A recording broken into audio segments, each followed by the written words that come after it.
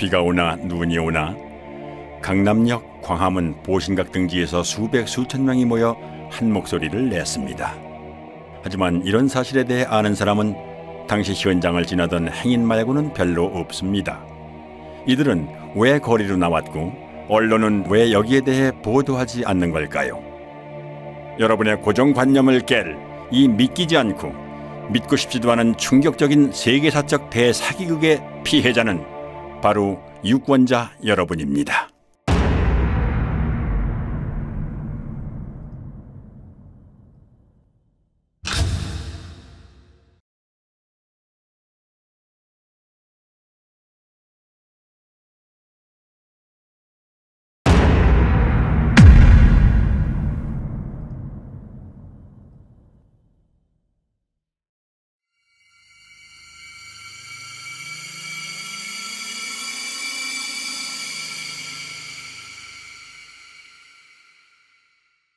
총선을 1년 앞둔 시점, 대통령 선거에서 우리가 재집권을 함으로써 앞으로 100년 한반도 평화를 가져오는 이 발언이 있고 3개월 뒤 더불어민주당의 싱크탱크인 민주연구원의 양정철 원장이 중국 공산당 중앙당교와의 협력 방안을 논의하기 위해 3박 4일 일정으로 중국을 방문했습니다. 伟大光荣正确的中国共产党万岁!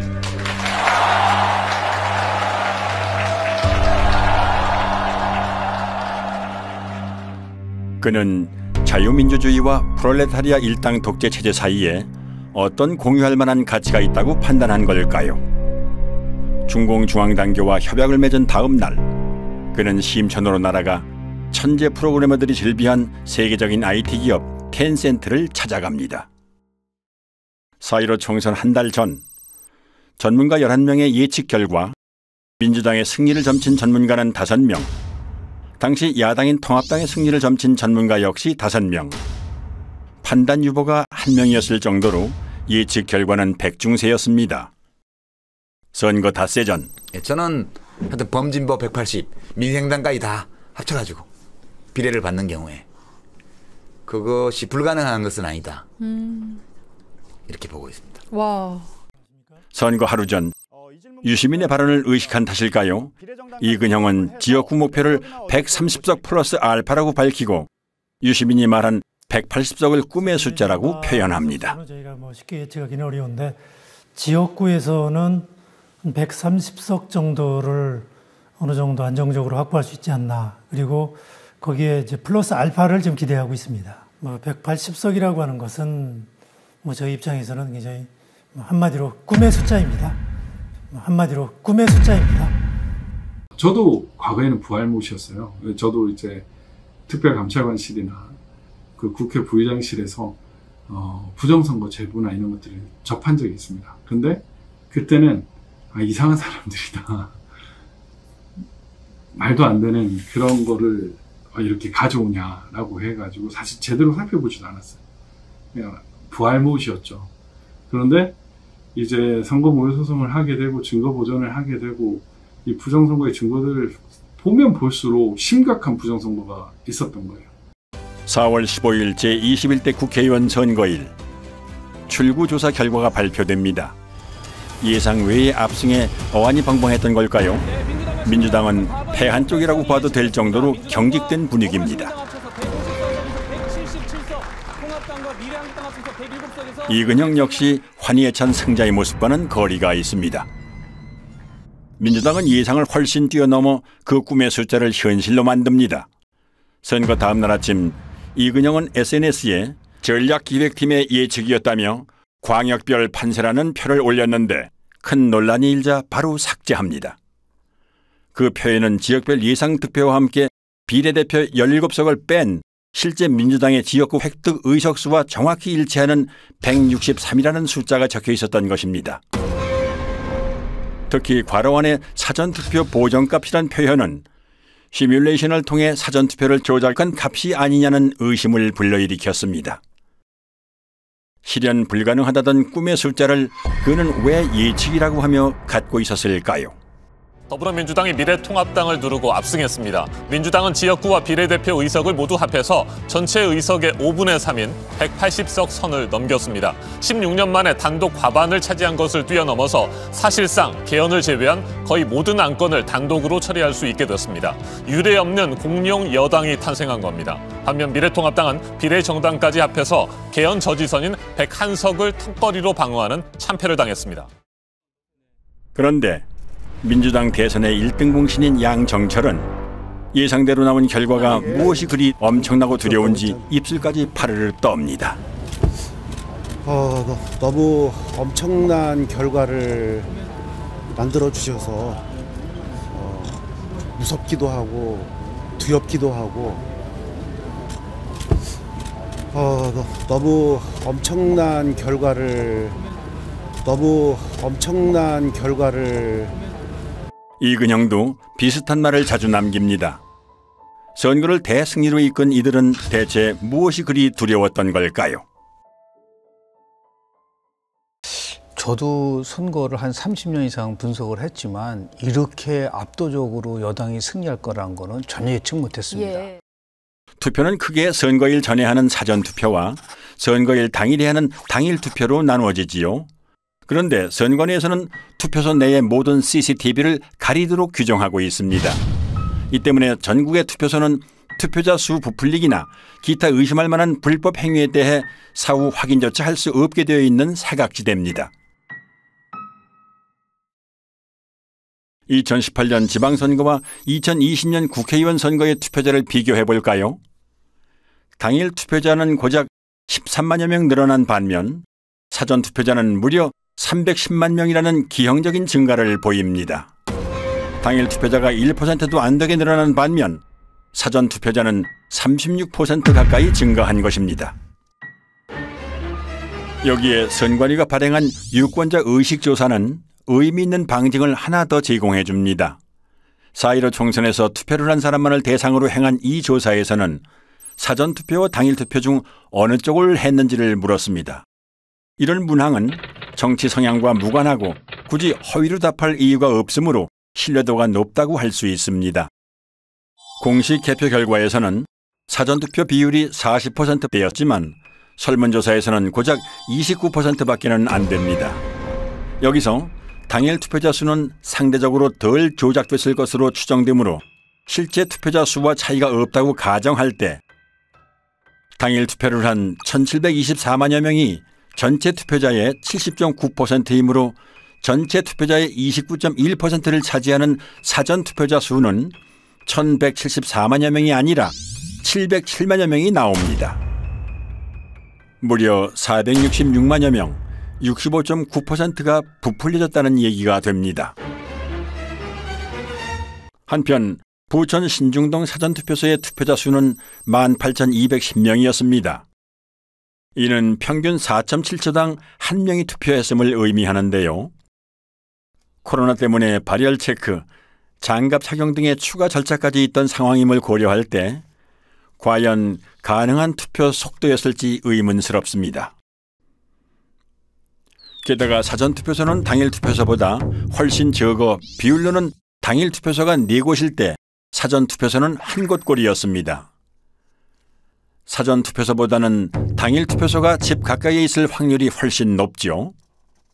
따라서 부득이한 경우가 아니라면 집 근처에 당일투표소를 놔두고 굳이 먼 사전투표소까지 찾아가는 고생을 사서 할 사람이 얼마나 될까요? 그것도 코로나가 한창인 시기에 말이죠. 이쯤 되면 투표소의 CCTV를 가린 여러 이유 중에는 실제 투표하러 오는 인원수를 파악하지 못하도록 하기 위함도 있지 않았을까 의심이 됩니다.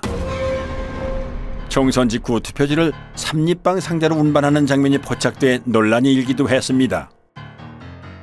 가능성은 크게 두 가지입니다.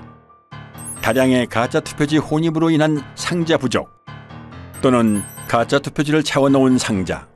어느 쪽이든 삼립방 상자가 직전 총선에 비해 3배 가까이 비상식적으로 증가한 사전투표자와 연관이 있다는 사실만은 분명합니다.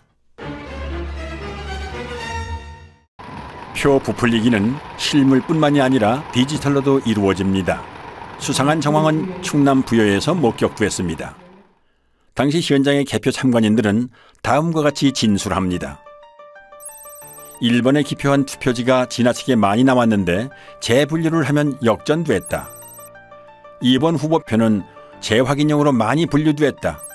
주로 사전투표지에서 그런 현상이 발생했다. 개표 사무원은 참관인들의 항의에 못 이겨 전자개표기와 연결되어 있는 노트북을 재부팅하고 개표기를 리셋했습니다. 그러자 1번 후보표가 많이 나왔던 처음 결과와는 상반되게 2번 후보표가 많이 나온 것입니다. 이런 이유 때문에 부자랄들은 투표지 분류기라는 용어 대신 전자개표기라는 용어를 사용합니다. 상당히 저조해요. 전반적으로 지금 개표가 어떻게 진행되고 있습니까? 최첨단 전자개표기 960대를 도입하여 960대의 그 전자개표기가 투표지를 분류하면 2002년 도입 당시 자랑스럽게 불리던 전자개표기라는 명칭은 슬그머니 바뀝니다. 멀쩡한 전자개표기를 투표지 분류기라고 부르는 건 법률상 전자개표기는 재보궐, 지자체 선거 등 작은 규모의 선거에만 쓰도록 현행법이 정해져 있기 때문에 전국 규모의 선거에도 전자개표기를 쓸 경우 불법이 되므로 굳이 투표지 분류기라고 부르는 것입니다. 그런데 비례대표 선거를 수개표했음에도 불구하고 개표 시간은 이전 총선에 비해 불과 1시간 36분, 20.4%밖에는 늘어나지 않았습니다. 투표자 수가 19.2% 증가한 점을 감안하면 수개표와 별반 차이가 없습니다. 대체 무엇 때문에 쓰는 기계인지 의문스럽습니다. 참고로 2024년 총선에는 길이 47cm의 투표지까지 사용할 수 있는 신형 전자개표기가 도입됩니다. 전자개표기를 이용한 미심쩍은 조작 방법은 또 있습니다. 투표지를 분류할 때 전자개표기와 연결되어 있는 노트북 화면에서는 투표지가 한 장씩 스캔됨을 확인할 수 있는데요. 무작위로 섞여 있는 투표지에서 한 후보의 표만 계속 나올 수는 없으므로 정상적인 상황이라면 기표도장이 이렇게 왔다 갔다 해야 됩니다. 그런데 잠시 후 민주당 후보의 표만 계속 스캔되는 믿지 못할 광경이 목격됐습니다.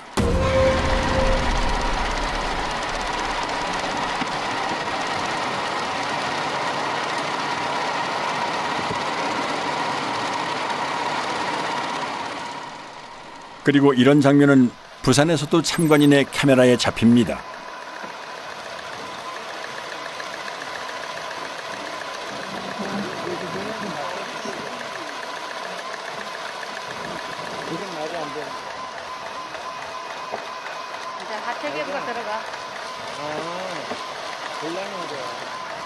선별을 해놨나 봐요.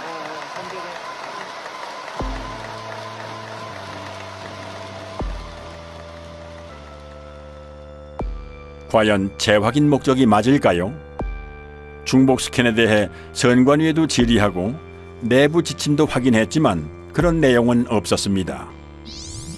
오히려 분류된 투표지를 다시 통과시키면 투표수가 많아지게 되니 유의하라는 빨강색 주의 문구가 있었습니다. 재확인이라는 구실로 부풀린 득표수와 투표지 수를 맞추는 작업이라는 생각이 강하게 듭니다. 이 장면은 부자랄들에게는 너무나 유명합니다.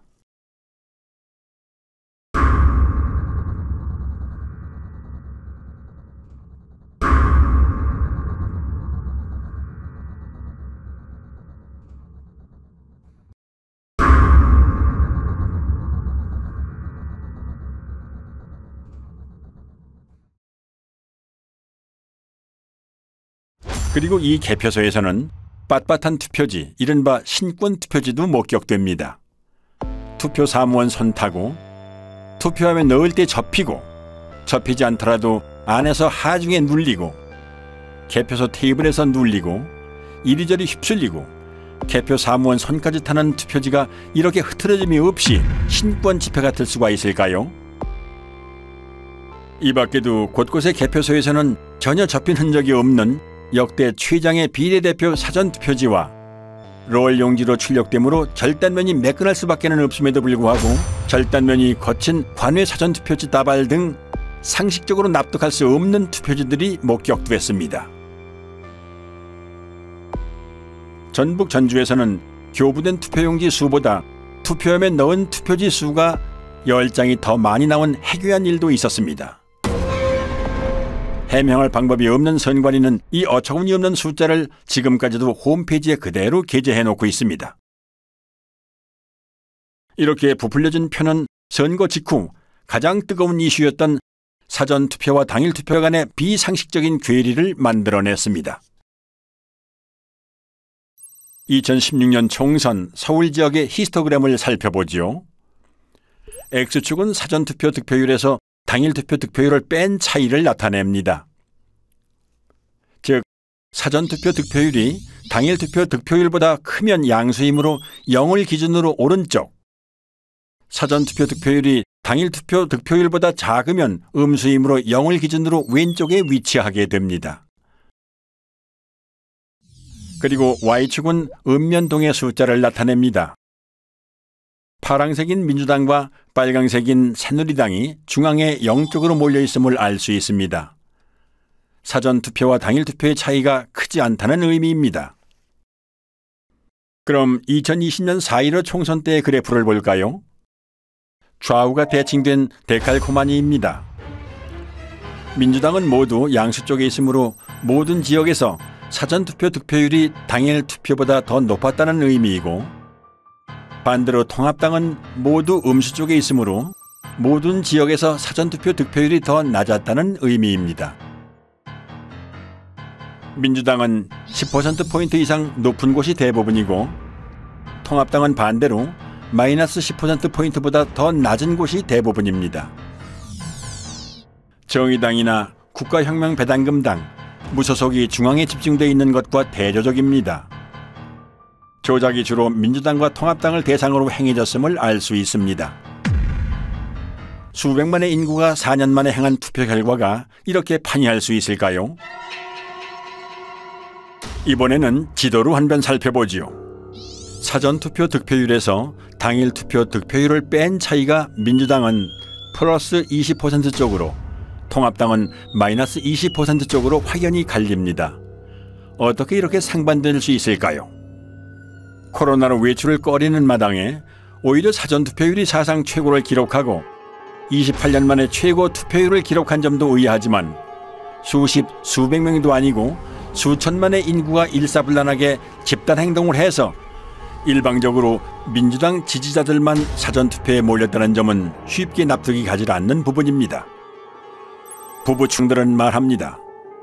사전투표에 적극 참여하는 청년층 중에는 민주당 지지자 비율이 높기 때문에 사전투표는 민주당이 유리하다고 말이지요.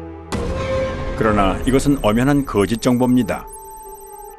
사전투표에 가장 참여도가 높은 연령대는 보수 성향이 강한 장년층으로 60대가 1위, 70대가 2위, 3위도 50대였습니다. 그럼에도 불구하고 사전투표 득표율에 있어 거의 모든 선거구에서 민주당은 10에서 20% 정도 더 높았고, 통합당은 그만큼 더 낮았던 것입니다. 당일 관내 관내는 득표율이 크게 납니다. 근데 그게 뭐냐면 전 세계적으로 공통으로 인정되는 통계적 공리입니다. 근데 우리나라 사람들만 몰라요. 고등학교까지 나오면 다 배우고 다 납득이 되는 그 툴을 가지고 전체 우리 253개 선거판을 딱 분석을 하면 통계적 공리, 확률적 수식, 그 다음에 대수적 수식을 가지면 다 분석이 됩니다. 이건 너무 심각한 거라.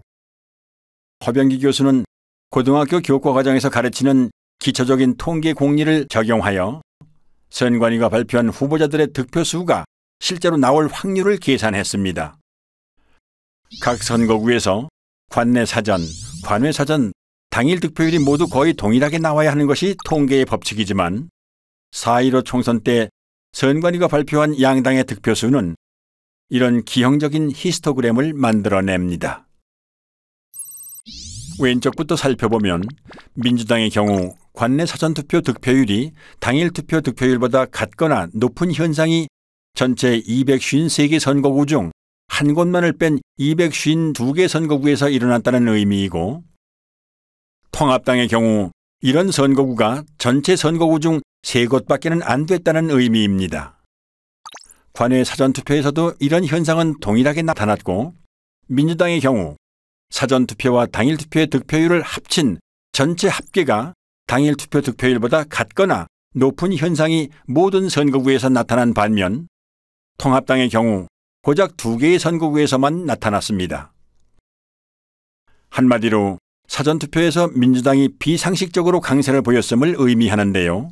이런 현상이 발생할 수 있는 확률은 0이나 마찬가지입니다.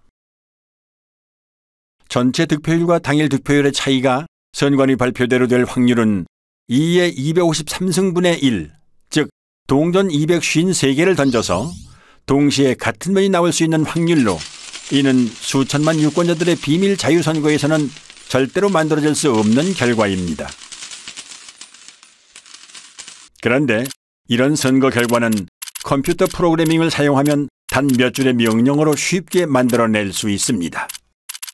허 교수는 수학적 증명을 통해 전국 253개 선거구 중 광주의 광산구 갑과 광산구 을 2개 선거구를 제외한 나머지 251개 선거구에서 프로그래밍을 이용한 선거 조작이 일어났다는 것을 밝혀냈습니다. 조작 없이 유권자의 투표를 그대로 반영한 광주 광산구 을의 경우 당일 관내 사전, 관외 사전 전체 득표율이 거의 동일한 것을 볼 수 있습니다. 하지만 조작 프로그램으로 가짜 득표수를 만들어낸 인천 연수구 을의 경우에는 민주당 후보의 경우 당일보다 관내 및 관외 사전 득표율이 높고 통합당 후보의 경우 사전투표보다 당일투표 득표율이 더 높은 것을 알 수 있습니다. 이 그래프는 통합당과 민주당의 당일 득표율 차이에 대해 양당의 당일 투표와 사전투표를 합친 전체 득표율 차이의 변화를 보여주는데요. 따라서 X축과 Y축이 모두 양수인 일사분면은 통합당이 당일투표에서 이기고 당일투표와 사전투표를 합친 전체 득표에서도 이긴 경우, 이사분면은 당일투표에서 지고 전체 득표에서는 이긴 경우, 삼사분면은 당일투표에서 지고 전체 득표에서도 진 경우, 사사분면은 당일투표에서는 이기고 전체 득표에서는 진 경우를 의미합니다. 선관위 전산 조작 프로그램의 목표는 당일 투표에서 이기고도 전체 선거에서는 지는 통합당 후보들을 더 많이 만들어내는 것입니다. 즉, 원점을 지나고 기울기가 1인 정상적인 선거 그래프의 Y절편과 기울기를 움직여서 사사분면에 위치하는 선거구를 많이 만들어내는 것입니다. 이 밖에 로이 킴은 추단법을 이용하여 선거 데이터 속에 Follow the Party라는 특정 문자열이 숨어 있다는 사실을 발견해냈습니다. 이처럼 선관위 데이터에서 특정한 문자열이 나왔다는 사실은 선관위 데이터가 유권자의 투표로 자연스럽게 생성된 숫자들이 아니라 누군가 선관위 데이터에 손을 댄 흔적이 문자열로 남았다는 의미가 됩니다. 프로그래머들은 본인의 작업물에 쉽게 드러나지 않는 암호를 숨겨놓음으로써 본인이 작업자라는 증거를 남겨두는 경우가 있습니다. 永远跟党走永远跟党走永远跟党走永远跟党走 영원히 당을 따르라는 중국 공산당 구호인 영원근당주에서 영원을 빼고 당을 따르라는 부분을 영문으로 옮긴 Follow the Party. 4.15 총선 전 양정철이 중공중앙당교와 협약을 맺은 다음 날 방문한 텐센트 본사 앞의 조형물에는 공산주의를 상징하는 낫과 망치와 함께 당을 따르라는 문구가 새겨져 있습니다. 프로그래머는 매일 오감에 보았을 이 친숙한 문구를 남긴 걸까요? 선거 데이터를 비교하고 분석하기 위해서는 그 데이터를 표준화하는 작업이 필요하다 생각했습니다. 그렇게 표준화 작업을 통해 분석하던 중 규칙성을 발견했는데 그것이 이제 수학적 규칙성이 아니라 언어적 규칙성이 아닐까 하는 호기심에 아스키 코드로 변환하는 과정에서 Follow the Party라는 문자를 발견할 수 있었던 것입니다. 선관위가 발표한 선거 데이터에서 발견되는 데칼코마니 분포, 1차 함수의 기울기 변화와 Y절편의 이동, 특정 문자열의 존재 등은 선거 결과가 인위적인 조작에 의해 만들어졌음을 의미합니다. 재검표 현장에서 쏟아져 나온 충격적이고 비상식적인 투표지들을 잠시 후 보시게 될 텐데요. 이들 가짜 투표지들은 조작된 투표 수와 실물 투표지 수를 일치시키기 위해 황급히 급조하는 과정에서 생겨난 것으로 보입니다. 이러한 데이터 증거들은 살인사건 현장에 남겨진 피에서 검출된 범인의 DNA에 비유할 수 있는데요. 살인사건의 DNA는 국과수의 포렌식을 통해 범죄자를 찾아낼 수 있습니다. 그렇다면 부정선거의 DNA로 범행을 밝힐 수 있는 방법은 무엇일까요? 우선 유권자가 실제로 투표한 실물 투표지 수를 선관위가 발표한 가짜 투표수와 대조해보는 방법이 있습니다. 이는 재검표를 통해 가능하죠. 개표 현장에서 신권처럼 빳빳한 투표지나 측면끼리 붙어있는 투표지가 목격된 것으로 보아 개표 이전 또는 개표 중에 가짜 투표지들이 투입된 정황이 있습니다. 하지만 실시간으로 실물 투표지를 투입하여 그 숫자를 선관위 발표 숫자와 정확하게 맞추는 것은 불가능에 가까운 일입니다. 따라서 전산 조작을 밝혀낸 전문가들은 후보자의 재검표 신청에 의해 투표함 보존이 결정된 선거구의 경우 투표함 전체가 바꿔치기 될 수 있다는 추측을 하기도 했습니다. 아니나 다를까 투표지가 보존되기 전, 심지어는 대법원의 투표지가 보존된 이후에도 투표함 전체가 가짜 투표지들로 통과리가 되었다는 사실이 재검표에서 확인됐습니다.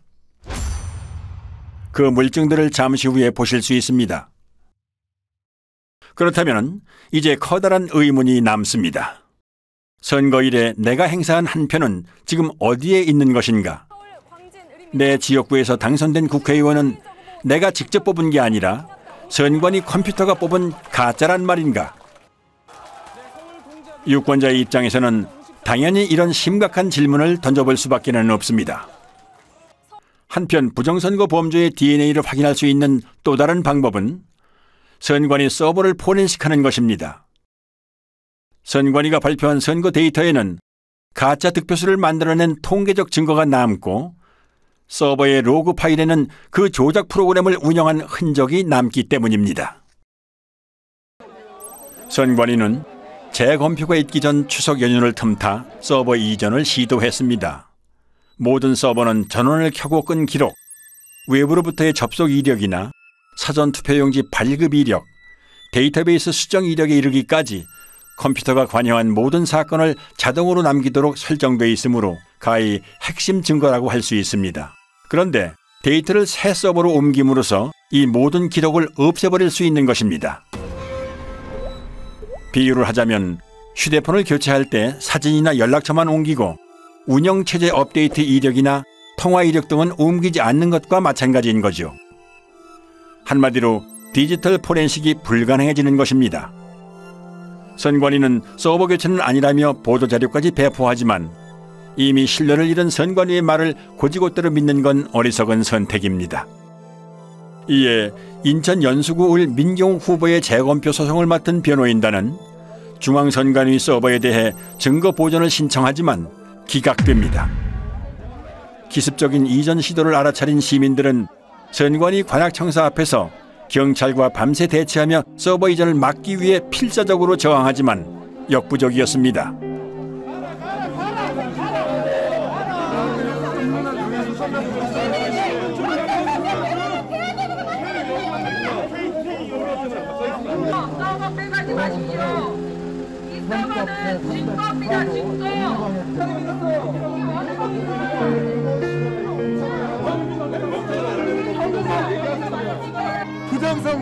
부정선거를 밝히라는 국민들 체포해가고 있습니다.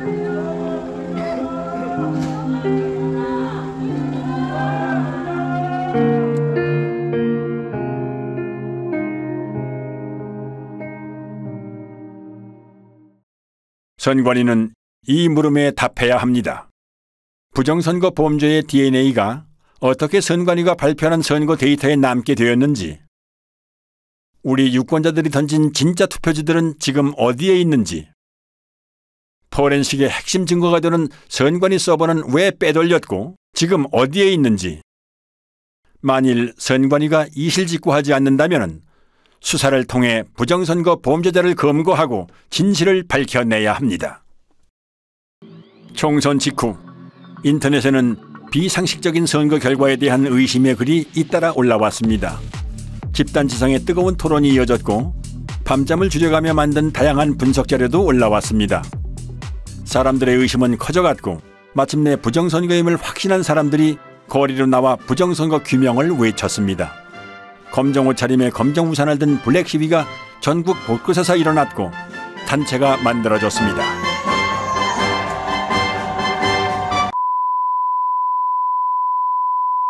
그러나 일부 군소 언론과 소수의 유튜브 채널만이 제 목소리를 낼 뿐 절대 다수의 언론 매체들은 침묵했습니다.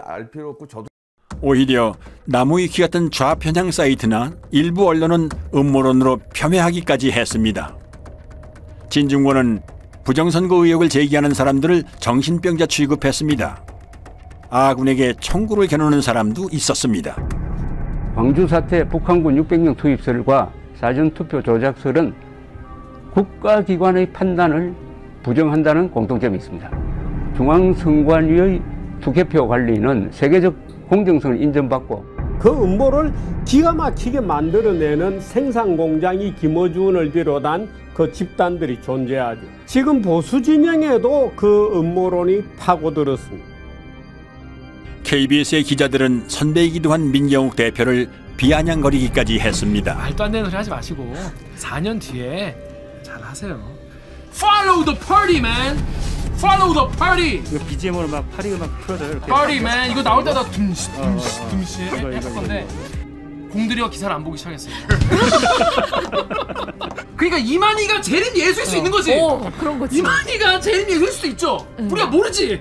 그랑 똑같은 거야. Follow the party 몰라. 알고 싶지도 않아.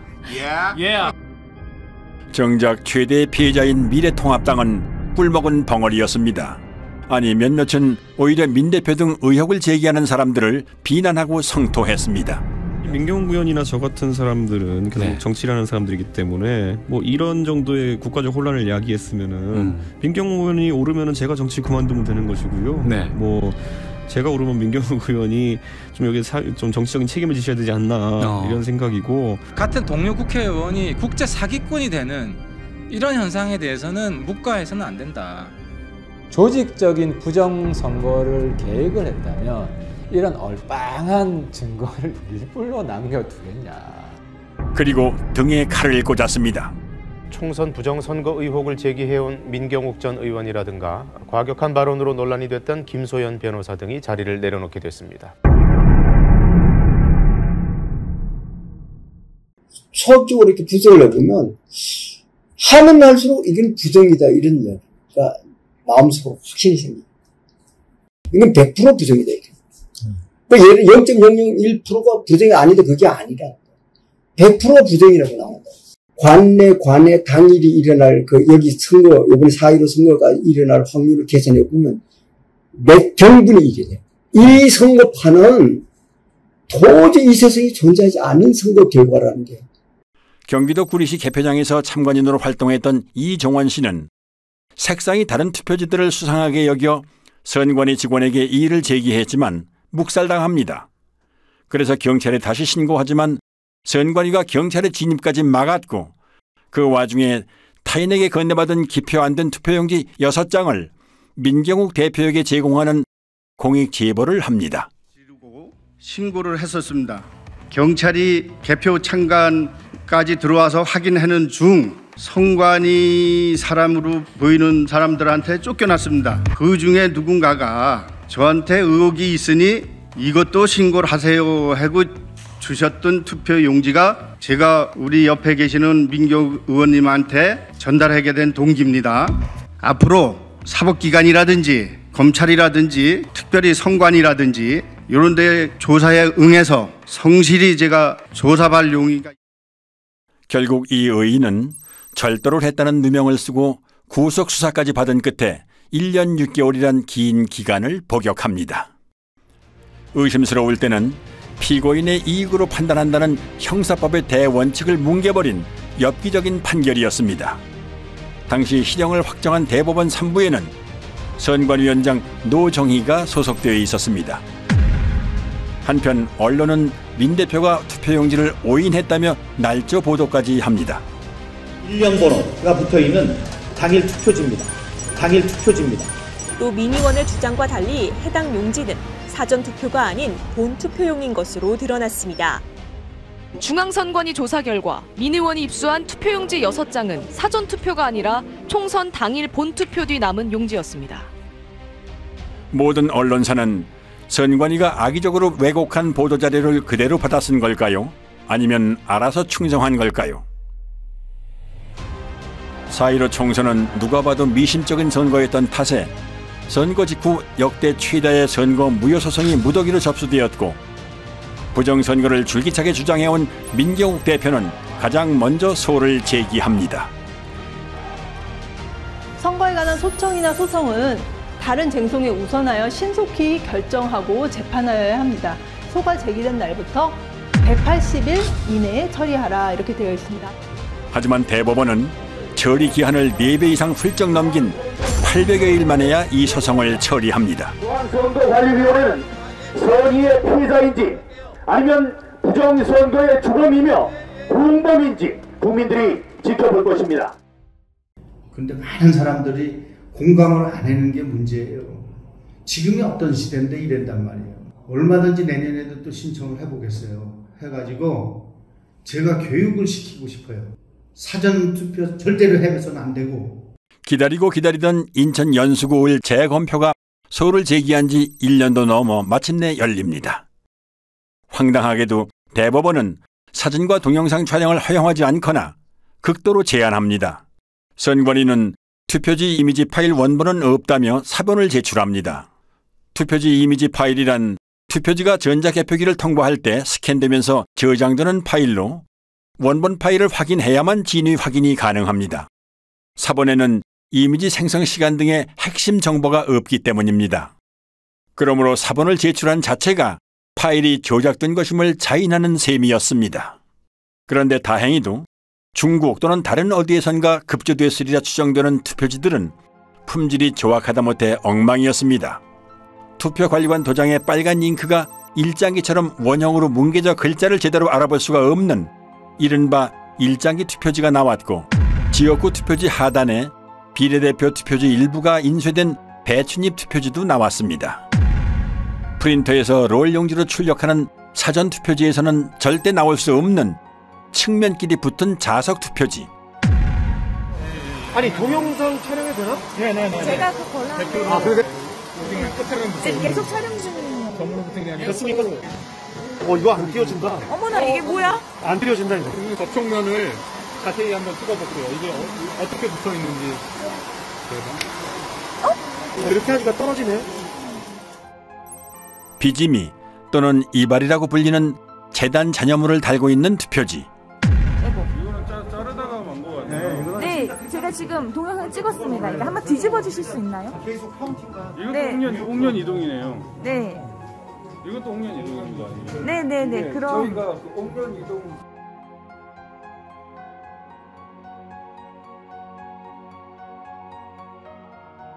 인쇄소에서 쓰는 접착제인 머리풀, 일명 댄너리풀이 측면에 붙어있는 투표지와 이 접착제가 투표지 면에 묻어 서로 들러붙은 투표지. 그래서 이게 한번 뜯어봅니다. 네, 뜯어볼게요. 이건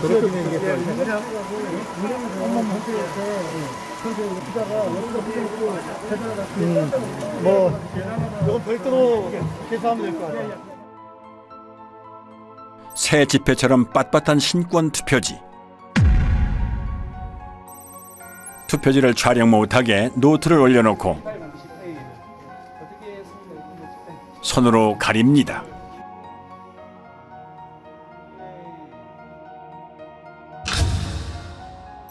한쪽 여백이 아예 없는 것으로도 모자라 기표란 일부가 잘려나간 투표지, 테이프로 보수한 투표지, 스캔한 투표지를 다시 인쇄한 흔적. 재검표 현장은 그야말로 엽기적인 투표지의 전시장이었습니다.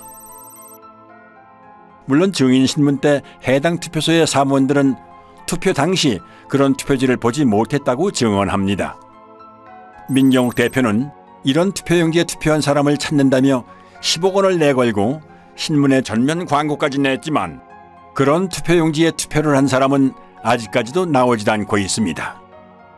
첫 번째 재검표인 만큼 주요 언론에서도 보도를 했습니다. 단 선관위의 이미지 파일 원본 인멸이나 비정상적인 투표지가 쏟아져 나왔다는 언급은 이런 반구도 없는 편파적인 보도였습니다. 재검표 전후의 표 차이도 279표나 났지만 이를 문제 삼는 언론 역시 없었습니다. 재검표장에 일어나는 일들을 국민들이 알면은 가만 안 있겠죠. 재검표장에서 무수히 나온 가짜 투표지들을 보면 부정선거가 없었다라고 생각할 수가 없습니다. 투표함을 개봉을 하는데 특히 사전투표함을 개봉만 하면 정말 이것은 희상천외한 이상투표지들이 쏟아졌단 말입니다. 그것을 보면서 저는 진짜 충격을 받고 소름이 끼칠 정도였습니다. 스캔해갖고 다시 인쇄했다는 게 확인이 되는 게 뭐냐면, TMC 340에서 프린터에서 있는 투표지가 나오면 망점이 점막이 이렇게 프린터로 막 풀어진 게 보여요. 보이는데, 이 파주권은 없어요. 망점이 없어요. 다 뭉그러졌어요. 이게 프린터에서 뭉그러질 수가 없거든요. 프린터 아무리 잉크를 막 또 붙인다고 해도 뭉그러질 수가 없어요. 박용찬 후보, 지금 당협위원장께서 그때 증거 보전 때 사진을 잘 찍어 놓으셨어요. 그래서 휴대폰에 그 사진을 선명하게 보관한 후에 이렇게 칭칭 감고 도장을 찍고 한 모습을 사진을 잘 찍어 두셨던 겁니다. 그리고 이제 마음을 단단히 먹고 이번에 재검표를 하러 가면 반드시 비교를 해보리라 이렇게 이제 마음을 먹고 갔던 거죠. 가서 대조를 해보니까 유관상 안 맞는 거예요. 그러면은 뭐 가짜 투표지를 다 갖다 놓고 우리 뭐 하는 짓이냐 이런 참 의구심을 가지면서 그 재검표에 늘 임해했었습니다. 결국 이제 그거를 국투본 이름으로 고발을 하고 고발 대리인 자격으로 제가 이제 영등포 경찰서 고발인 진술까지 하러 갔습니다. 근데 나중에 보니까 어이없는 이제 수사 중지 결정을 내려놓고 있는 거예요. 뭐 이게 누가 했는지도 알 수 없고 그러니까 범인이 나타날 때까지 수사 중지한다. 다른 선거구의 재검표에서도 이상한 투표지들이 쏟아져 나왔습니다. 경남 양산 을에 관외 사전투표지 7천여 장 중 일그러진 타원형 기표 도장이 3천여 장 나왔습니다. 관외 사전투표지라는 말은 이 기괴한 투표지들이 전국 각지에서 모였다는 의미입니다. 이런 괴이한 일이 발생할 확률은 얼마나 될까요?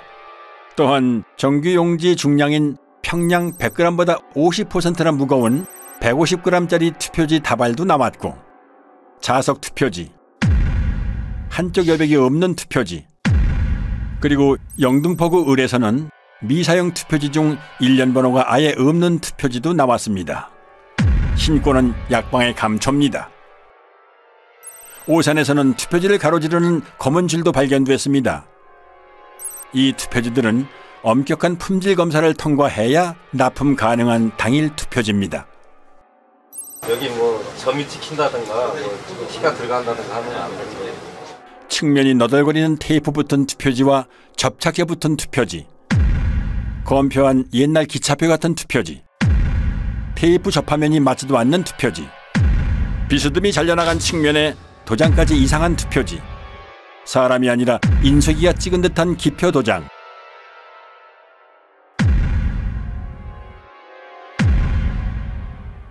측면에 붙어있는 머리풀, 누더기 투표지, 투표관리관 도장이 없는 투표지도 발견됐습니다. 파주에서는 지역구와 비례대표 인쇄 내용이 함께 찍힌 배춧잎 투표지도 2장 더 나왔습니다. 그리고 자석 투표지 3장짜리도 보입니다. 상단에 빨간 화살표 모양이 붙어있는 화살표 투표지도 나왔습니다. 안 나오면 섭섭한 신권 투표지, 한 장씩 절취하여 교부하는 일련 번호를 한꺼번에 여러 장 자르다 만 투표지, 새 종이 같은 빳빳함은 차치하고 이런 잔여물이 롤 용지에서 나올 수 있나요? 여기 투표용지는 분류 시 종이가 걸리는 것을 방지하기 위해 종이가 접힌 후 원 상태로 회복하는 기능이 적용된 특수 재질을 사용하고 있습니다. 접힌 자국이 없는 투표지가 돈다발처럼 묶여 다량 발견된 것이 선거 결과 조작의 증거는 될 수 없습니다. 선관위의 궤변대로라면 이런 투표지들은 모조리 가짜 투표지가 되겠군요. 주요 물증에 대한 보충 설명입니다. 화살표 투표지는 QR코드가 있으므로 사전투표지입니다. 사전투표용지는 롤 용지를 사용해 출력하죠. 롤 끝에는 용지가 풀리지 않도록 고정하는 스티커를 붙여놓는데 이 부분이 그대로 사용된 것입니다. 얼마든지 재발급이 가능한데 굳이 이런 투표용지를 교부할 사무원이 있을까요? 일장기 투표지는 투표관리관이 선수 도장을 날인하는 당일 투표지입니다.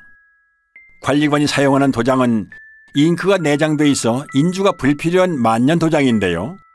아마도 사용법을 모르고 인주를 묻혀 찍는 바람에 일장기에 붉은 원처럼 도장이 뭉개진 투표지입니다.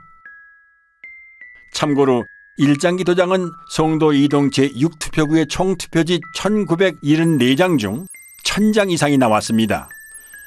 1000장을 날인하려면 무려 6시간이나 걸리는데요. 물론 그 긴 시간 동안 그런 도장을 찍은 사람도, 그런 투표지에 투표를 했다는 사람도 나타나지 않았습니다. 정상의 투표용지라면 좌우 여백이 균등해야 합니다. 선관위가 팩트체크라는 이름으로 올려놓은 영상부터 보시죠. 투표용지의 좌우 또는 하단 여백이 불균형하게 인쇄된 투표용지가 발견됐다는 의혹이 일면서 이게 유효투표지 대량 인쇄의 증거라는 주장이 있었는데요. 대법원은 투표용지 발급기에 장착된 라벨 프린터에 종이를 정렬하는 가이드의 위치가 잘못 설정되었거나 공급용지를 한쪽으로 치우치게 투입하거나 커팅되면서 좌우 또는 상하 여백이 다른 투표용지가 생성될 수 있다고 판단했습니다. 투표지 위조는 없었다. 선거 이슈 팩트체크였습니다. 선관위 직원들은 선거 여러 날 전에 투표용지를 모의 출력해보고 사전투표 전날에도 최종적으로 모든 프린터에서 모의 출력을 실시하여 이상 유무를 점검한 뒤 프린터를 봉인합니다. 그리고 사전투표 당일 아침 봉인을 제거한 후 그 설정 그대로 사용합니다. 게다가 모든 투표용지의 폭은 100mm 불변이므로 위치를 한 번 설정해 놓으면 가이드에는 아예 손을 댈 필요가 없습니다. 그런데 이런 투표지가 나올 가능성은 얼마나 될까요? 그리고 이 프린터는 이렇게 소형 라벨까지 출력하기 때문에 좌우가 1mm만 틀어져도 불량품이 될 수 있으므로 가이드가 움직이지 않도록 고정해주는 레버가 있습니다. 올리면 풀림 상태, 내리면 잠금 상태가 되지요. 그런데 선관위는 여기 한술 더 떠 아예 레버를 글루건으로 고정을 시켜놓고 사용해왔음이 확인됐습니다. 레버 위에 반투명한 물질이 접착제입니다. 조금 전 선관위의 해명 동영상에도 레버 위에 접착제가 확인됩니다. 아무리 좌우 여백을 다르게 찍고 싶어도 찍을 수 없는 프린터를 가지고 그런 어이없는 여백 불량 투표용지를 찍어냈다고 사기를 친 겁니다. 더욱이 제조업체 매뉴얼에는 노랑 부분이 인쇄 영역이고 좌우 여백이 각각 2mm라고 명기되어 있습니다. 실제로 투표용지의 가장자리에는 바탕색이 인쇄되어 있지 않음을 알 수 있습니다. 그렇다면 이런 투표용지는 대체 어디에서 어떻게 찍어낸 걸까요? 그럼 마지막으로 배추잎 투표지, 선관위 영상부터 보시죠. 지역구 사전투표용지 하단에 비례대표 사전투표용지 내용 일부가 인쇄돼서 마치 배추잎처럼 보이는 투표지가 발견되었고 이게 대량 유조투표용지 투입의 증거라는 주장이 있었습니다. 이때 지역구 투표용지가 완전히 배출되지 않은 상태에서 투표용지를 받기 위해 출력 부분에 손을 대고 있는 경우 지역구 투표용지가 안쪽으로 밀리면서 하단의 비례대표 투표용지 내용의 일부가 겹쳐서 출력될 수 있다는 사실이 대법원 재판 감정 과정에서 확인됐습니다. 그리고 이건 선거 무효소송 때 선관위 측에서 재연 가능하다면서 제출한 영상입니다.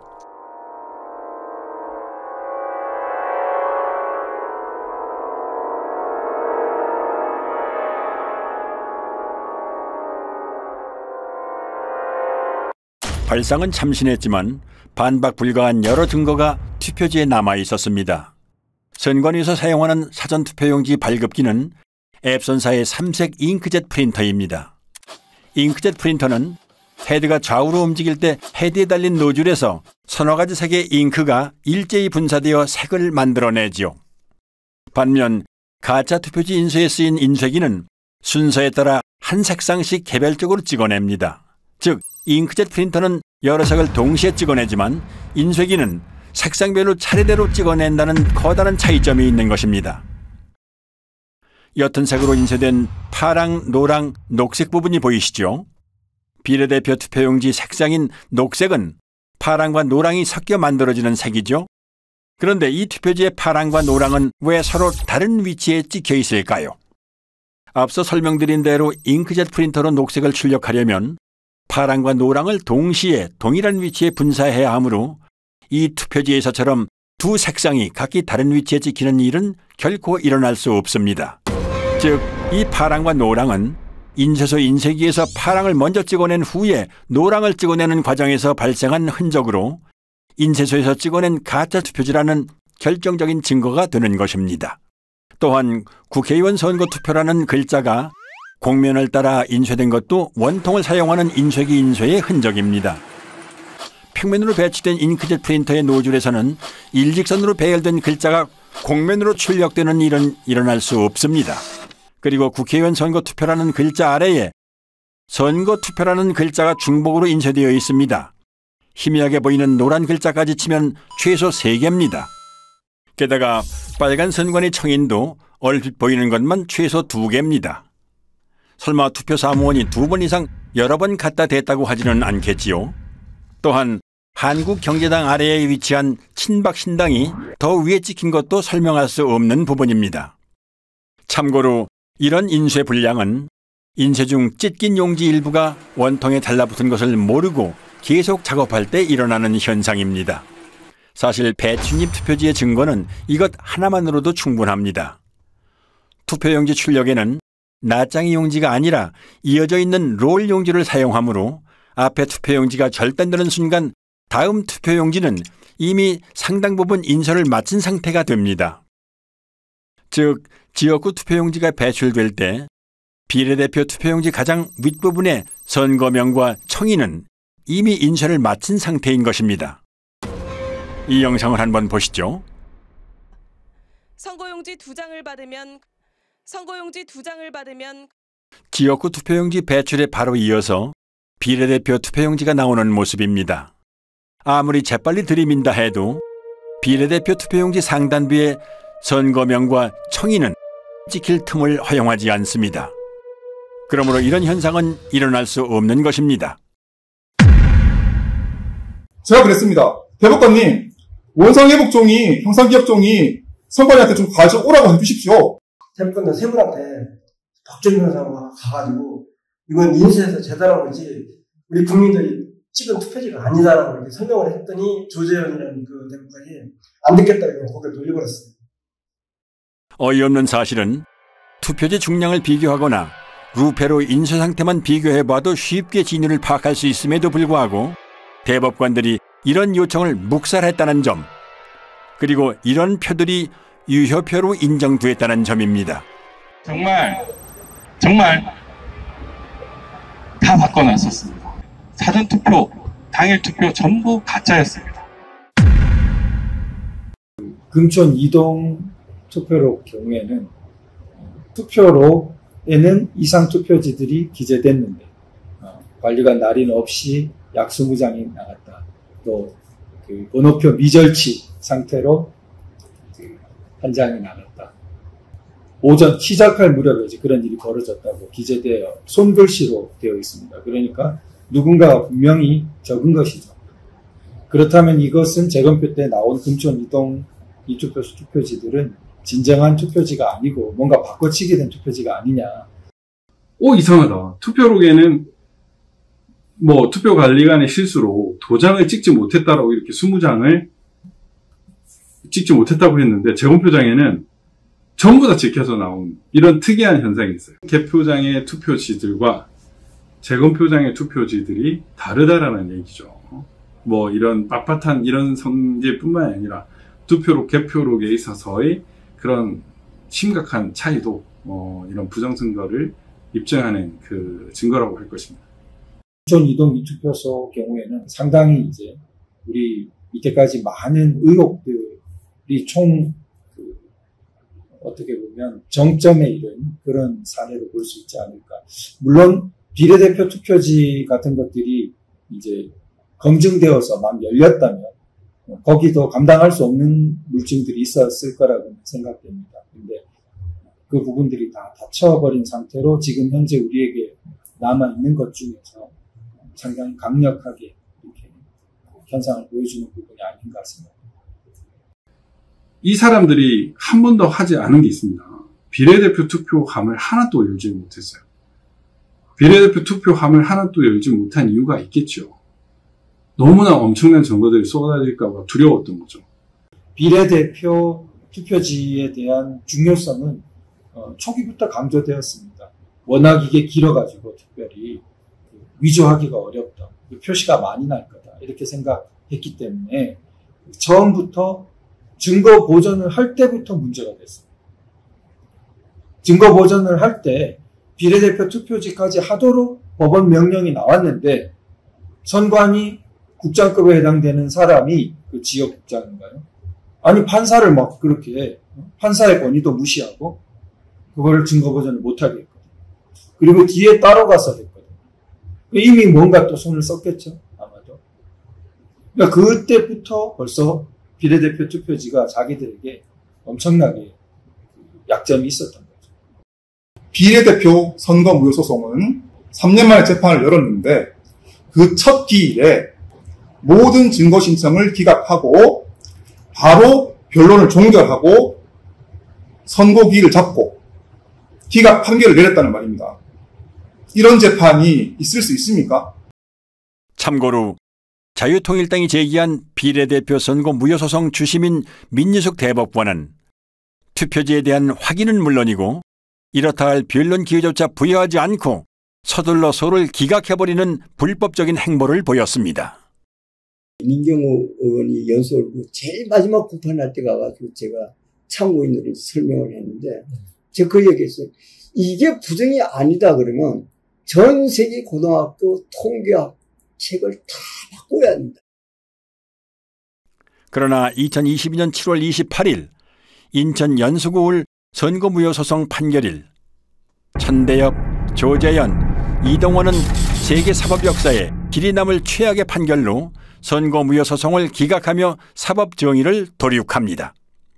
그들은 누구나 알아챌 수 있을 정도로 허술한 온갖 물증을 무시하며 칼에 지문을 남길 만큼 어리숙한 범인은 없으므로 칼에 지문을 남긴 자는 범인일 수 없다는 황당한 논리로 선관위를 비호합니다. 선거소송의 피고인 선관위원장이 본인의 사건을 직접 재판하는 것은 모순이고 헌법에 위반됩니다.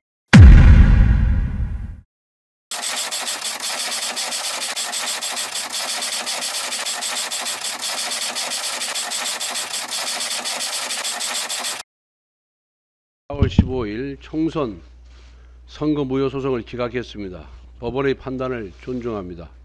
지난 2년간 우리 사회는 부정선거 논란으로 국민적 불신과 갈등이라는 엄청난 사회적 비용을 치러야 했습니다. 그나마 후손들에게 그나마 덜 욕을 먹으려면, 불명예를 회복하려면 지금이라도 양심선언하고 제대로 재판해야 된다. 그렇게 생각을 합니다.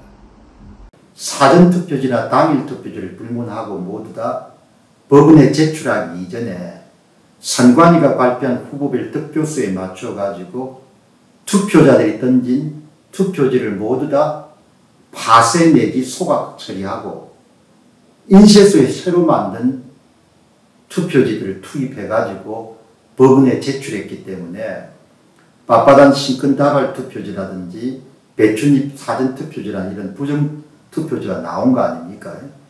그거를 대한민국의 대법관들이 다 아는 겁니다. 알매도 불구하고 본인들이 그냥 덮기로 결정한 겁니다. 그 판결문에서는 그 본드가 떡칠된 투표지 같은 것은 일체 언급을 하지 않습니다. 가장 설명하기 곤란하고 불리한 부분은 아예 이렇게 존재 자체를 묵살해버리는 식으로 편법을 쓰면서 진행했습니다. 증거가 나오잖아요. 그 법조항이 있죠. 예를 들어 선거재판에 대한 법조항이 있어요. 제가 문외한으로 가봐도 당장 이건 선거 재선거예요. 아까 이 일정기 예를 든다면 1700 중에서 1000표가 나왔다. 그리고 200표인가 300표 무표가 나왔어요. 글자 하나도 인식이 안 되는 게 나와요. 그리고 그때 관리 책임자가 나와갖고 나는 그런 도장 찍은 적이 없습니다. 그거 하나만이라도 그 선거는 새로 해야 돼요. 대법관이라는 사람이 그렇게 법조항을 그렇게 많이 다루는 사람들이 다른 말을 붙여서 무슨 그게 범인을 찾는 그 말이 안 되는 걸로 갖고 그래 난 들어보니까 저는 이제 그 세계가 다른 세계인데 가보면 너무 놀란 거예요. 아 여기는 이런 세계가 여기 또 있구나. 이게 진짜 신기한 세계다. 선거관리위원회가 잘못하면 선관위를 없애면 됩니다. 대법원은 어떻게 할 겁니까? 이 대법원은 죄를 쌓아가고 있습니다. 부정선거를 저지른 사람은 일회성으로 한 번 부정선거를 저질렀어요. 그럼 부정선거를 저지른 사람들을 잡아서 혼을 내면 우리 체제는 튼튼하게 지탱될 수 있습니다. 그런데 지금 이 대법관들이 한 짓은 한 번 저지른 그들의 부정선거를 판결로서 남김으로 해서 판례가 남음으로 해서 우리 사회에 제도로 만들어버렸습니다. 부정선거를 제도로 만든 그 큰 죄, 위헌, 헌법을 유린한 죄, 그 죄의 값은 반드시 물어야 한다고 생각합니다. 적어도 누구나 아마 상식선에서도 그 정도라면 이 선거는 부정이고 무효라고 판결을 해주고 스스로 검찰에다가 고발을 하고 수사 의뢰를 하고 이렇게 해야 되는데 심지어 뭐 대법관들이 검증기일에 촬영한 수많은 사진들을 다 삭제해버리고 동영상이고 녹음이고 다 해놓고 그런 거 주지도 않고 그렇게 불투명하고 공정하지 않고 오히려 뭐 범죄자들 돕는 이런 식의 행동을 하는 분들은 아마 스스로 그 자리에서 물러나고 그 나머지 여생을 정말 좀 반성하시면서 살아가는 게 그게 인간된 도리라고 생각이 되거든요. 그럼 2022년 대선은 어땠을까요? 많은 부자랄들이 얘기합니다. 애국 시민들의 적극적인 선거 감시 활동이 없었더라면 이재명이 대통령이 됐을 거라고 말이죠. 물증뿐만이 아니라 데이터도 부정선거임을 말해줍니다. 사전투표는 이재명 승리, 당일 투표는 윤석열 승리. 이제 이 정도로는 놀랍지도 않습니다. 서울의 투표 결과를 보면 더 가관입니다. 서울의 당일 투표에서 이재명이 이긴 동은 6.3%에 불과했습니다. 93% 동에서 윤석열이 이겼다는 얘긴데요. 4.15 총선 때와의 투표자 비교입니다. 기형적으로 증가한 유령 사전투표자들이 이재명에게 몰표를 주었기 때문에 초박빙 승부가 연출됐던 것입니다. 두 후보 간의 지지율 격차가 벌어진 데다가 막판 안철수 후보와의 단일화까지 있었기 때문에 선거 조작 세력의 유일한 선택지였던 박빙 승리의 시나리오가 애국 시민들의 선거 감시 덕분에 무력화된 것이지요. 칼로 자른 듯 사선으로 절단되어 있고 선까지 인쇄되어 있는 사전투표 용지는 어디에서 찍어낸 걸까요? 그리고 떼인 흔적이 남지 않는다면 봉인지는 왜 붙이는 걸까요? 다들 보셨죠? 청아들. 네. 어이가. 아니, 봉인지를, 모든 분들이 알 수 있도록 봉인지를 테스트한다고 여기에 붙여가지고 이렇게 하면 흔적이 남습니다 했는데 깨끗하게 떨어졌어요. 말이 됩니까? 어이가 없다. 풀안 남았네요. 죄송합니다. 아, 죄송한 게 아니죠, 그거는. 그러면은, 글자 영어 알파벳이 나오죠. 위에서 밑으로 돼요. 아무 데다 돼요. 기능 자체가 그런 거라서 이거는. 봐요! 이야! 정말! 봅시다. 와, 이거. 표시 안 나네? 이거 와야 된다, 이거는. 잠깐, 내가 가서 이의신청하고 올게요. 한편 아침 6시부터 투표소 앞에서 발열정대를 써가며 투표자 수를 센 시민들은 여러 건의 표 부풀리기를 제보해왔습니다.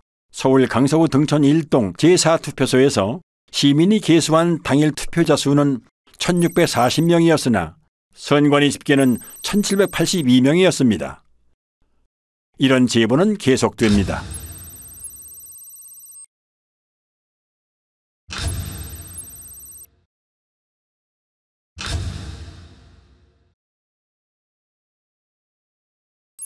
국민의 참정권 유리는 정권이 바뀐 후에도 여전히 계속되고 있습니다. 결정권자인 윤 대통령이 부정선거를 수사하라는 그런 지시만 내려주면 순식간에 밝혀질 수 있을 거라고 생각하고요. 이 투표지들을 보면 3구 대선에 이어 치러진 6.1 지방선거 또한 부정이 아니라고 말 못합니다. 이재명이 출마한 인천 계양구 올 국회의원 보궐선거의 빳빳한 당일 투표지들, 그리고 새로 산 벽돌책 같은 교육감 투표지들, 일련 번호가 절취 안 된 투표지들은 투표 사무원이 절취하는 걸 깜빡 잊어다 치더라도 자르다만 투표지는 있을 수가 없습니다. 절취하다만 투표용지를 그냥 교부할 사무원, 그리고 그런 투표용지를 받아들고 기표소로 향할 투표자는 유령밖에 없습니다. 연속되는 동일 후보 투표지 투입은 지방선거에서도 포착됩니다. 그런데 세로 줄이 보이시죠? 문제는 이 줄이 있는 투표지들이 각지에서 우편으로 취합된 관외 사전 투표지라는 점입니다.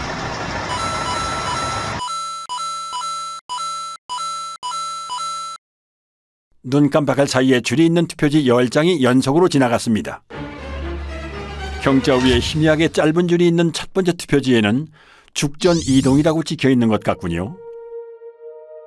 두 번째, 세 번째, 네 번째 투표지는 정자 이동이 찍혀 있는 듯합니다.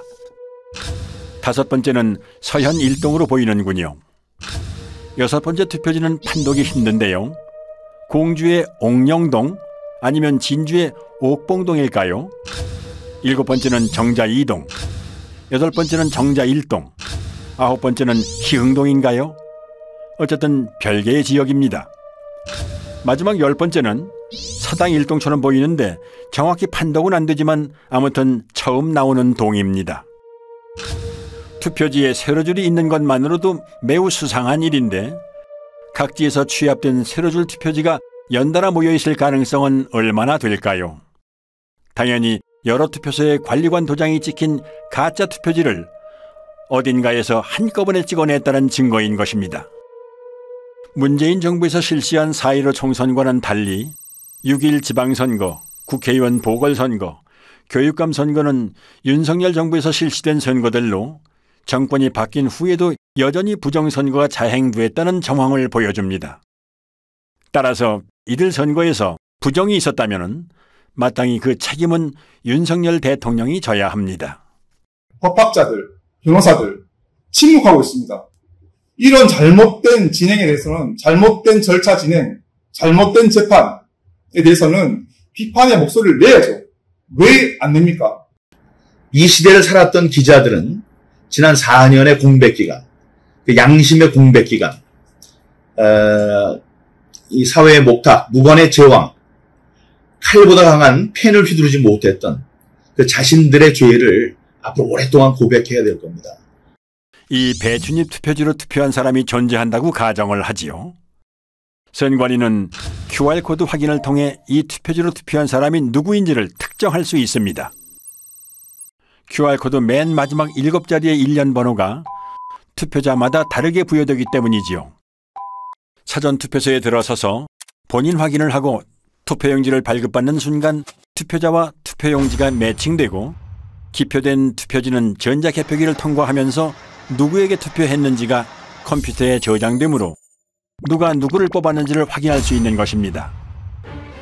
당일 투표지의 경우 일련 번호가 절취된 상태에서 전자개표기를 통과하므로 익명성이 보장되지만 사전투표지의 경우는 일련 번호 즉 QR코드가 붙어있는 상태로 전자개표기를 통과하므로 사전투표를 한 국민의 정치 성향을 선관위가 파악할 수 있는 것이지요.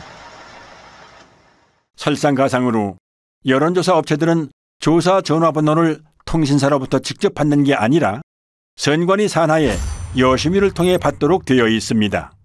그러므로 사전투표에서 얻은 정보를 이용하여 여론조사 표본을 편집하는 일은 이론적으로 얼마든지 가능합니다.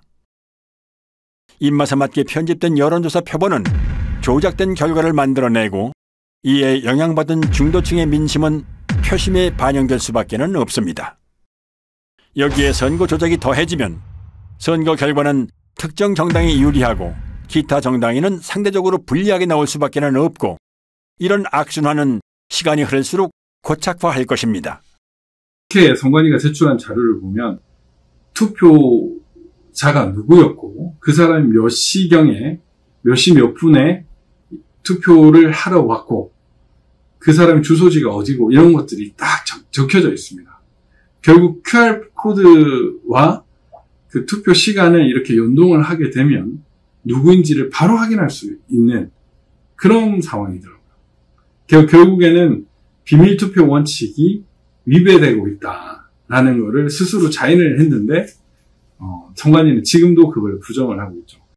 지금도 이제 만약 공중파 같은 데서 이런 그 사건을 다루고 국민들에게 알린다면 국민들이 저는 가만히 있지 않을 거라고 생각됩니다. 언론은 선관위의 조작 결과를 무비판적으로 수용하고 재검표에서 쏟아져 나오는 온갖 물증이나 대법관들의 만행을 철저히 외면함으로써 대중의 눈을 가렸습니다. 정치인은 또 어떤가요? 부정선거라 할지라도 나만 당선되면 국가의 존립, 국민의 주권은 내 알 바 아니라는 태도로 침묵, 방관하고 심지어 부정선거를 밝히려는 국민들의 노력을 무시하고 조롱해온 자들은 앞으로 영원히 권력의 무대에서 퇴출되어야 합니다. 한편 헌법과 법률을 수호해야 할 책임이 있는 대법관들은 누가 봐도 뻔한 부정선거 범죄의 증거를 묵살하고 법률로 정해진 재판 절차를 그들 스스로 위반하며 오히려 선관위를 비호함으로써 공정한 재판관이 아닌 선관위의 변호인 노릇을 했습니다. 수사를 통해 그들의 헌법과 법률 위반 행태를 반드시 밝혀내고 법적, 도의적 책임을 물어야 합니다. 만약 선관위의 범죄에 대해 내부 직원이 양심선언을 했더라면 상황은 어떻게 변했을까요? 양심선언이 없었더라도 통계학과 등 학계가 소신에 따라 부정선거를 외쳤더라면, 학계가 비겁했더라도 언론이 제 목소리를 냈더라면, 언론이 입을 닫았더라도 정계가 부정선거를 부르짖었다면, 정계가 외면했더라도 대법원이 양심에 따라 판결했더라면, 대법원이 범인과 한몸이더라도 온 국민이 들고 일어났더라면 상황은 어떻게 바뀌었을까요? 이 보이지 않는 거악의 카르텔을 무너뜨리지 않는 한 이 나라의 자유민주주의 회복은 불가능합니다. 윤 대통령의 대선 후보 시절 박주선 전 의원은 직언을 쏟아냅니다. 모든 갖가지 증거를 종합해 볼 때 부정선거가 광범위하게 자행이 됐다 하는 의혹을 지을 수가 없습니다. 실제로 검토 결과 몇 장의 투표용지를 보니까 경악을 금할 수가 없었습니다. 재작년 4.15 총선 때 사전선거가 좀 부정 의혹이 있지 않는가 걱정을 많이 하고 계시는 거 알고 있습니다. 부정선거를 만약에 획책한다면 이 나라에서 살 수 없게 해야 되지 않겠습니까? 윤 대통령도 뭐 평생 검사 생활을 하시던 분인데 저는 그분이 살아온 이력이라든지 맡은 바 이런 걸 통해 가지고 이런 걸 그냥 묵인하고 넘어가지는 않으라고 생각되거든요. 그리고 기대를 많이 합니다. 하고 다만 이제 워낙 큰 일이라서 신중하게 정치적으로 뭔가 잘 해야 되겠죠. 그래가지고 정말 나라가 혼란 없이 이렇게 불의와 부패한 데 관여된 사람들은 지위 고하를 막론하고 일단 그 직에서 배제하고 또 조사해가지고 그 응당한 책임을 처벌을 받도록 하고 또 그 제도는 다시 개혁을 해가지고 국민들 누구나 이렇게 신뢰하는 선거제도를 다시 마련해야 될 거로 생각합니다. 윤석열 대통령은 대선 후보 시절 유세에서 한 약속을 지켜주기 바랍니다.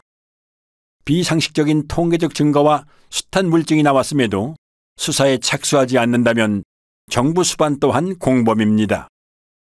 부정선거의 줄임말인 부선은 단순한 말줄임 외에 유권자 스스로가 뽑는 선거가 아니란 의미도 있습니다. 당선된 최고인민회의 대의원들을 다음과 같이 보도한다. 제2로 만경대 선거구 한송국 북한이나 다름없이 선관위가 당선자를 결정짓는 선거. 부선은 좌우의 문제가 아닙니다. 정상과 비정상, 준법과 범법, 정의냐 불의냐의 문제입니다. 헌법기관인 중앙선거관리위원회는 대체 국민을 얼마나 우습게 보았길래 이런 상상 불가한 사기극을 꾸밀 수 있었을까요?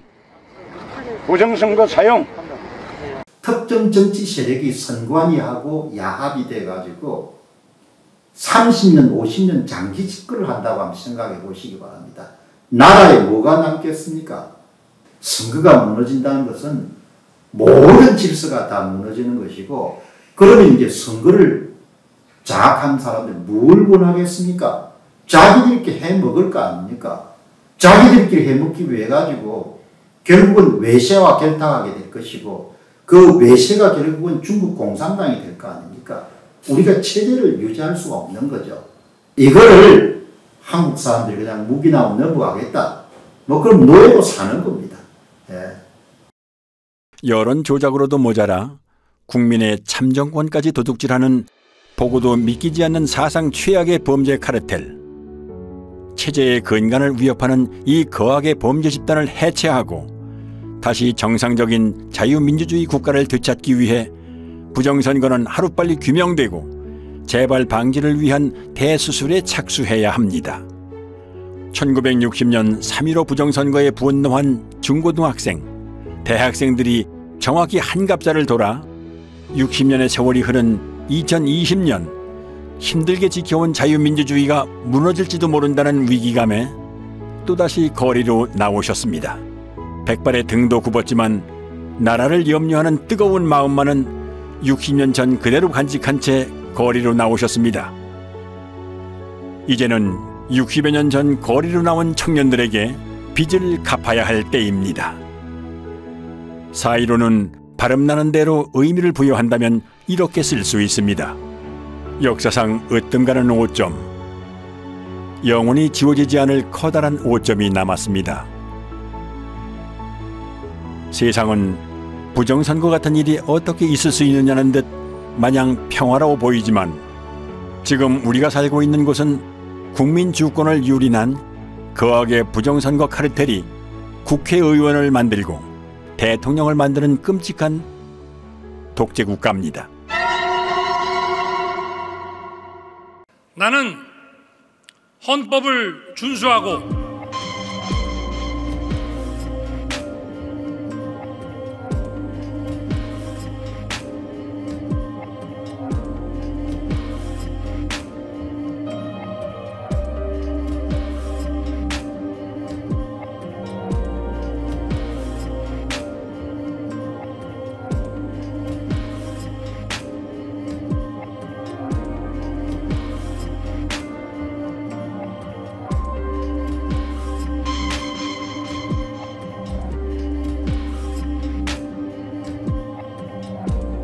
문재인 대통령은 청와대에서 천대엽 신임 대법관에게 임명장을 수여했습니다.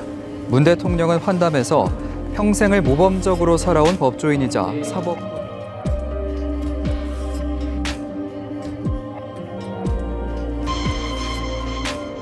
천대엽이라는 대법관이 저에게 이렇게 얘기를 했는데 저는 아직도 그 목소리가 잊혀지질 않습니다. 저를 한번 믿어주세요라고 했어요. 손짓도 하면서. 저를 한번 믿어주세요. 안타까운 것은 우리 국민들이나 변호사들, 법조인들은 메이저 언론에서 보도를 해주는 것만을 사실이라고 인식하는 그런 경향이 있습니다. 그래서 그분들은 메이저 언론이 보도를 하지 않으니 그런 사실은 없는 것이다 라고 인식을 하는 것이 아닌가. 우리 국민의힘은 결정적 변화를 통해서 대한민국을 희망이 살아 숨쉬는 나라, 공정과 상식이 통하는 나라로 만들어 가겠습니다. 새로운 국민의 나라로 만들겠습니다. 선거 때마다 단골 손님처럼 등장하는 부정선거 논란은 우리가 70년 동안 어렵게 꽃피워온 민주주의 정신을 위협할 뿐만 아니라 사회 통합을 저해한다는 점을 뼈아프게 생각해야 합니다. 정치인은 주권자의 대리인입니다. 국민이 맡긴 권력은 오직 국민만을 위해 사용되어야 합니다. 서러운 국민의 눈물을 닦고 절망하는 국민들께 꿈과 희망을 드려야 합니다. 말 같지가 않아서 응대를 안 하려고 했었는데 이런 선거가 있었다 이렇게 이야기를 하는데요. 물론 우리 국민들께서 그 이야기에 그나마 귀를 기울이시는 분은 아무도 없는 것 같습니다. 아직도 10% 이야기를 하고 있는 사람들을 보면 안타깝습니다.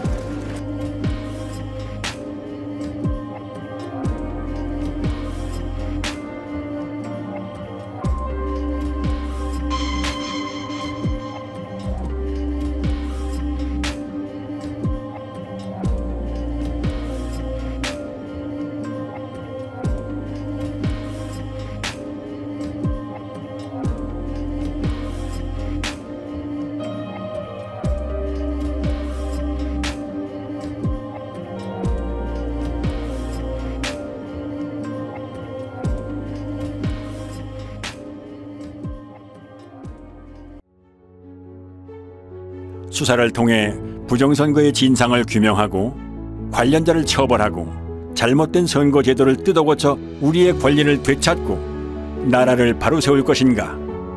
아니면 부정선거 카르텔에 우리의 주권을 통째로 빼앗긴 채 우리 자녀들까지 대대손손 그들의 노예로 살게 할 것인가? 이제 이 나라의 주권을 가진 우리가 선택하고 행동에 나설 차례입니다. 헌법의 문구를 다시 상기합니다. 대한민국의 주권은 국민에게 있고 모든 권력은 국민으로부터 나온다.